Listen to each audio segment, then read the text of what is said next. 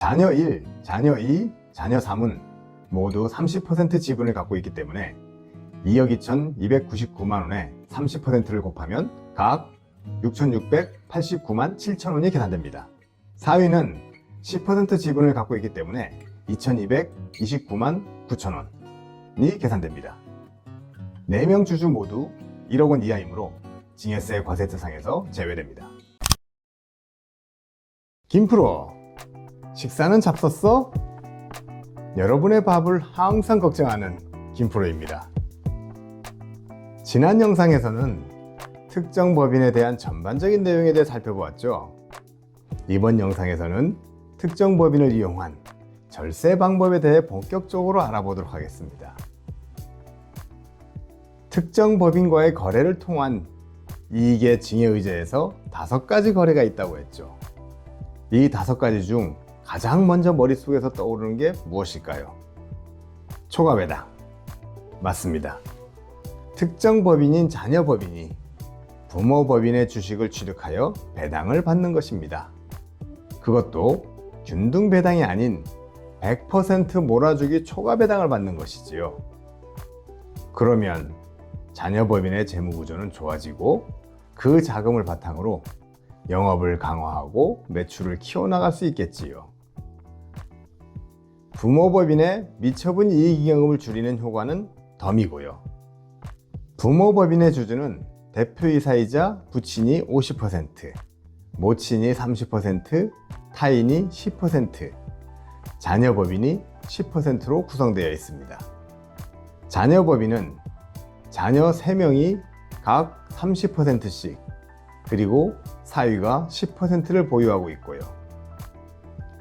부모 법인이 3억 원을 배당하는데 자녀 법인에게 100% 몰아주기 배당을 하면 어떻게 될까요? 자녀 법인은 배당 수입 외의 이익은 없다는 전제로 설명드리겠습니다. 특정 법인인 자녀 법인은 부모 법인으로부터 초과 배당을 받음으로써 총 2억 7천만 원의 배당 수입이 생겼고, 이 중 2억 4천만 원은 초과 배당 금액입니다. 배당 수입이 발생했으니 법인세를 납부해야겠지요? 법인세법 제18조의 2 내국법인 수입 배당 금액의 입금 불산입이라는 항목에서 자녀 법인이 보유한 부모 법인의 지분율에 따라 수입 배당 금액에 대한 입금 불산입률을 정하고 있습니다. 입금 불산입이란 말은 법인의 이익으로 보지 않기 때문에 법인세 과세 대상에서 제외한다는 말입니다. 만일 자녀 법인이 부모 법인의 주식을 50% 이상 보유하고 있다면 수입 배당 금액 전액에 대해 법인세 과세 대상에서 제외됩니다. 20% 이상, 50% 미만 보유할 경우에는 80%를 입금 불산입할 것이고요. 20% 미만 보유하고 있을 경우에는 수입 배당 금액의 30%가 법인세 과세 대상에서 제외됩니다. 자녀 법인은 부모 법인의 지분 10%를 보유하고 있기 때문에 수입 배당 금액의 30%는 입금 불산입 되겠지요. 즉, 총 배당 금액 2억 7천만 원 중 30%인 8,100만 원은 입금 불산입되고 70%인 1억 8,900만 원만 법인세 과세 대상이 되는 것입니다. 2억 원 미만이므로 9% 구간이죠. 그래서 법인세는 1,701만 원입니다. 물론 법인세에 영향을 미치는 여러 가지 요소를 전혀 반영하지 않은 수입 배당 금액에 대해서만 계산한 사례입니다. 법인세를 계산했으니 주주별로 증여세를 계산해 볼까요? 증여세 계산법은 다소 복잡합니다. 우선 자녀 법인의 증여이익을 계산해야겠지요. 증여이익은 초과배당 금액에서 법인세 상당액을 뺀 금액입니다. 그 금액은 2억 2,299만 원입니다. 이 금액에 주주 지분율을 곱하면 각 주주별 증여재산가액이 계산됩니다.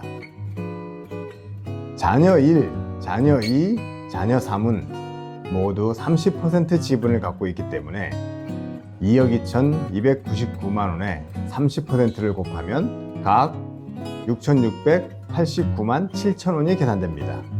4위는 10% 지분을 갖고 있기 때문에 2,229만 9천 원이 계산됩니다. 4명 주주 모두 1억 원 이하이므로 증여세 과세 대상에서 제외됩니다. 결론적으로 자녀법인은 부모법인으로부터 2억 4천만 원의 초과 배당을 받았지만 1,701만 원의 법인세만 내고 자금을 수혈받는 셈이 되는 것입니다. 만일 부모가 직접 2억 7천만 원의 배당금을 수령하여 자녀에게 증여한다면 자녀는 부모의 배당소득세와 자녀의 증여세를 공제한 금액을 받겠지요. 그러면 실제 자녀가 수령하는 금액은 상당히 적을 것입니다. 이제 자녀법인이 부모법인의 지분을 증여받으면 어떻게 되는지 살펴볼까요? 부모법인의 주식수가 2만 주이고 1주당 가액이 10만 원이면 총 주식가액은 20억 원이 되겠지요. 부친이 2억 원에 해당하는 주식 10%를 자녀법인에 증여하더라도 자녀법인은 법인세만 낼 뿐 주주들의 증여세는 과세 대상에서 제외됩니다. 현실적이진 않지만 부모가 50억 원을 자녀법인에게 대여했다고 가정해 보시죠.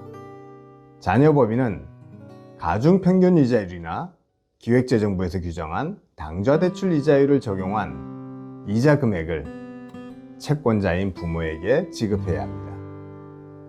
만일 이자 금액을 지급하지 않는다면 자녀법인은 이자 면제 이익을 볼 것이고 그 주주들은 법인세를 공제한 증여이익에 대해 자신의 지분율만큼의 금액에 대해 증여세를 납부해야 합니다. 대여금 50억에 대해 당좌대출 이자율 4.6%를 적용하면 연간 이자 금액이 2억 3천만 원입니다. 자녀법인은 이자 면제 이익인 2억 3천만 원에 대한 2,370만 원의 법인세를 납부합니다. 자녀법인의 증여이익은 이자 면제 이익에서 법인세를 공제한 금액이므로 2억 630만 원입니다. 이 금액에 자녀법인의 각 주주의 지분율을 곱하면 주주들의 증여재산가액이 됩니다. 지분율 30%를 각각 보유하고 있는 자녀 1, 자녀 2, 자녀 3의 증여재산가액은 각 6,189만 원이며 10%를 보유하고 있는 사위의 증여재산가액은 2,063만 원이 됩니다. 모두 1억 원 이하이므로 증여세 과세 대상에서 제외됩니다. 만일 부모나 부모법인이 자금의 여유가 있다면 충분히 검토해 볼 만한 사례입니다. 은행 등에서 차입해 온다면 매년 2억 3천만 원의 이자를 내야 하지만 이 사례에서는 법인세 2,370만 원만 내면 되기 때문입니다. 부모가 자녀법인이 아니라 자녀에게 직접 대여한 후에 이자를 받지 않았다면 자녀는 매년 2억 3천만 원에 대한 증여세를 납부해야 할 것입니다. 게다가 이것은 원금을 상환할 때까지 매년 반복 증여가 이루어지기 때문에 증여세의 누진 구조에 따라 더 많은 증여세를 납부해야 하겠지요.